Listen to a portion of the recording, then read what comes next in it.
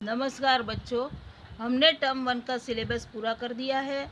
और जैसे कि आप लोग जानते हैं कि टर्म वन के पेपर में टर्म वन प्लस PA1 भी होता है।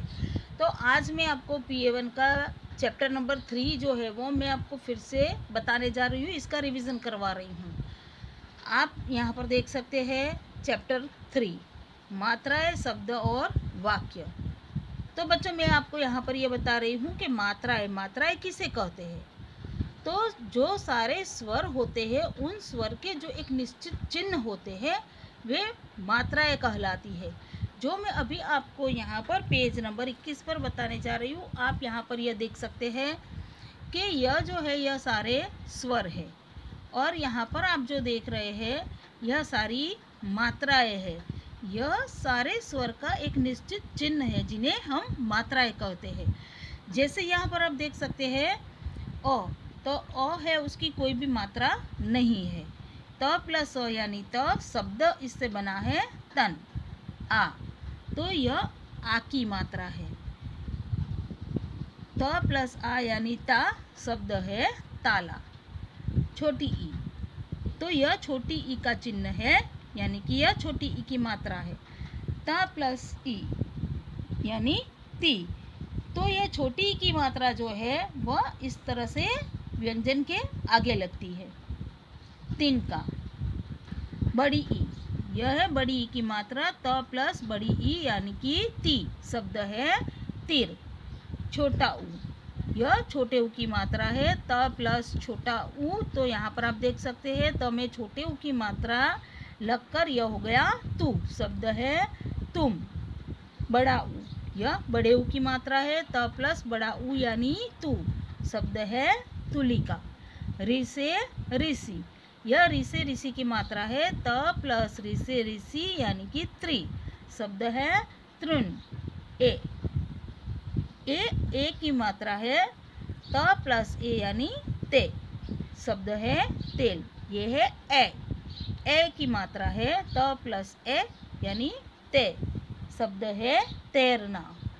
यह है ओ, तो यह ओ की मात्रा है त प्लस ओ यानी तो शब्द है तोता। यहाँ पर है ओ की मात्रा है त प्लस ओ यानी तो तौलिया। तो बच्चों यहाँ पर आप देख सकते हैं, अभी मैंने आपको पूरा यह समझाया कि यह जो सारे स्वर है यह सारे उनके निश्चित चिन्ह है, यही मात्राएं कहलाता है।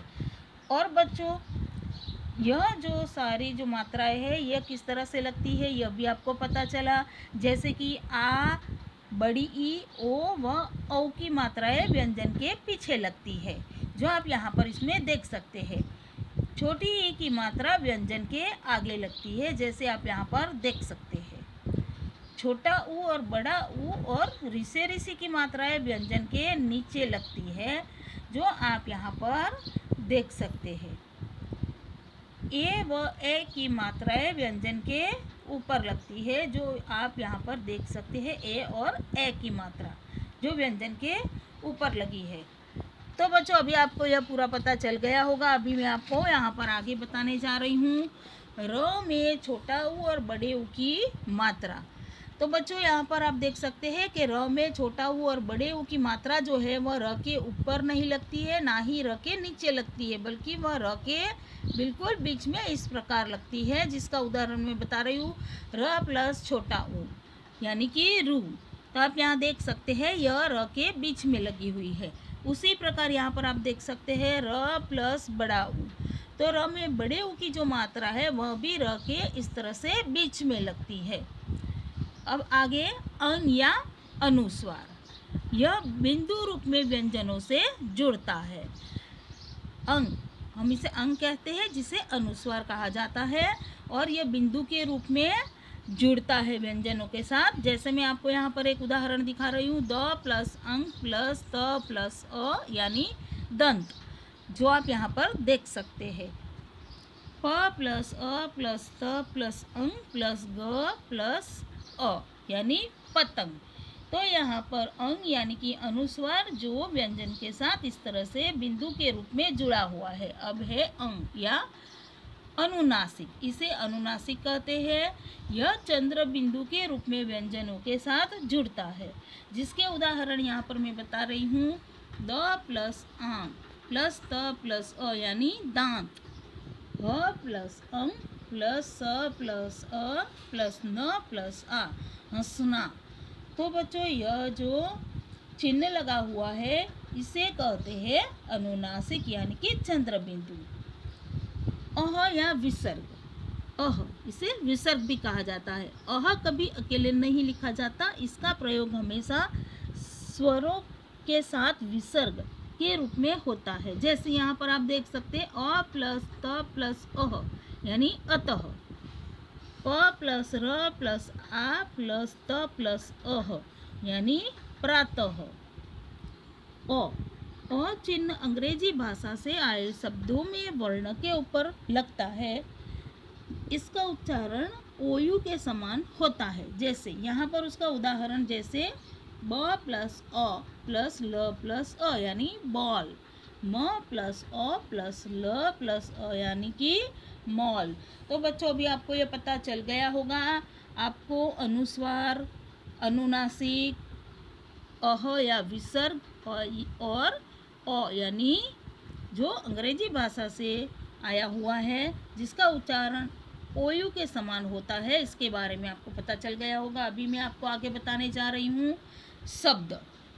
हिंदी भाषा में वर्णों के मेल से शब्द बनते हैं। स्वरों के साथ या व्यंजनों के साथ मिलकर शब्द बनाते हैं। वर्णों को किसी भी क्रम में मिलाने से ही शब्द नहीं बनते। शब्द बनाने के लिए वर्णों का एक निश्चित क्रम में जुड़ना और उनका कोई अर्थ निकलना आवश्यक है। जैसे, तो बच्चों कहने का मतलब क्या है कि वर्णों के मेल से शब्द बनते हैं।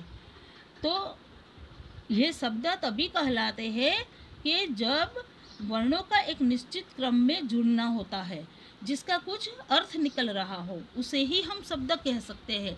जिसके उदाहरण मैं आपको यहाँ पर बता रही हूँ, जैसे सु र और ज से बना। जैसे आप यहाँ पर देख सकते हैं सु प्लस र प्लस ज यानी कि सूरज।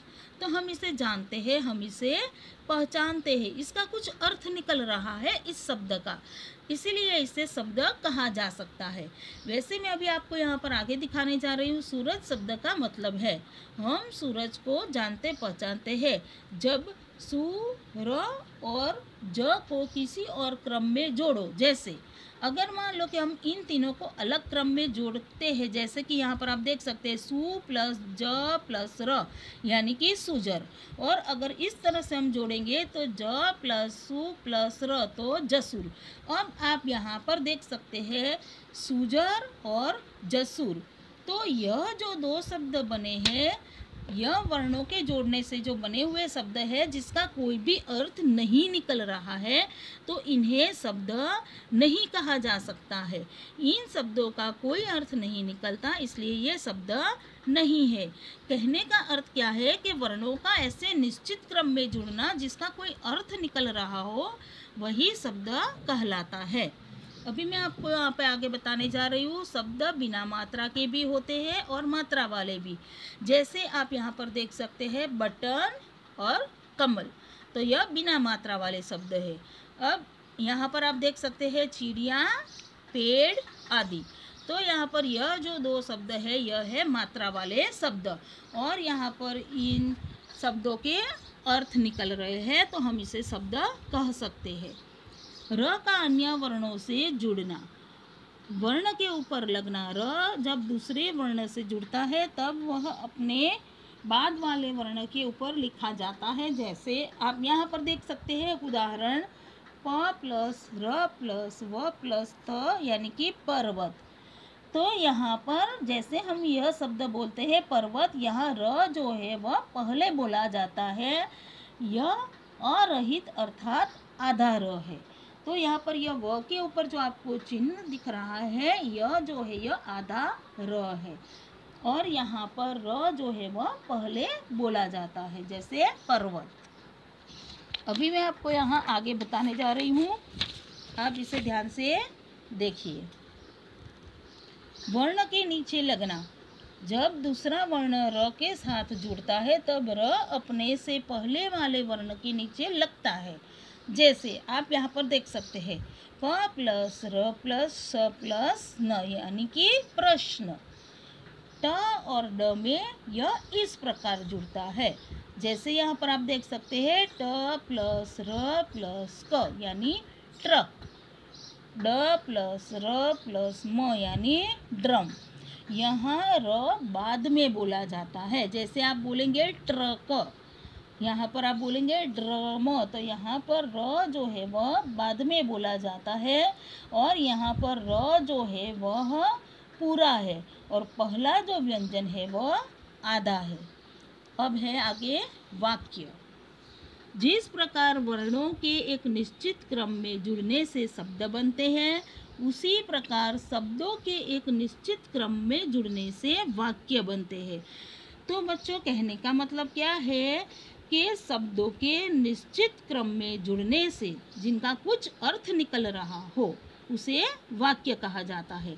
प्रत्येक वाक्य का कोई अर्थ होता है। शब्दों का वह मेल जिनसे कोई अर्थ नहीं निकलता वाक्य नहीं कहलाते हैं। जैसे यहाँ पर मैं आपको उदाहरण बता रही हूँ, नदी है बहती रहती, है रहती बहती नदी, नदी बहती रहती है। तो बच्चों, आपने यहाँ पर क, ख और ग इन तीनों में आपने देखा कि आपको यहाँ पर यह जो तीसरा वाला वाक्य है उसी से आपको पूरा अर्थ जो है वह पता चल रहा है। नदी बहती रहती है, तो यह जो है यह शब्दों का सार्थक मेल है।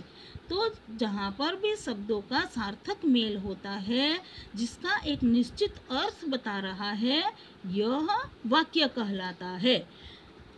शब्दों का सार्थक मेल वाक्य कहलाता है। बच्चों, यहाँ पर मैंने आपको फिर से एक बार यह जानकारी दी है मात्राएं, शब्द और वाक्यों के बारे में, जो आपको अच्छी तरह से समझ में आ गया होगा। आप इसे अच्छी तरह से ध्यान से पढ़ना और देखना। धन्यवाद।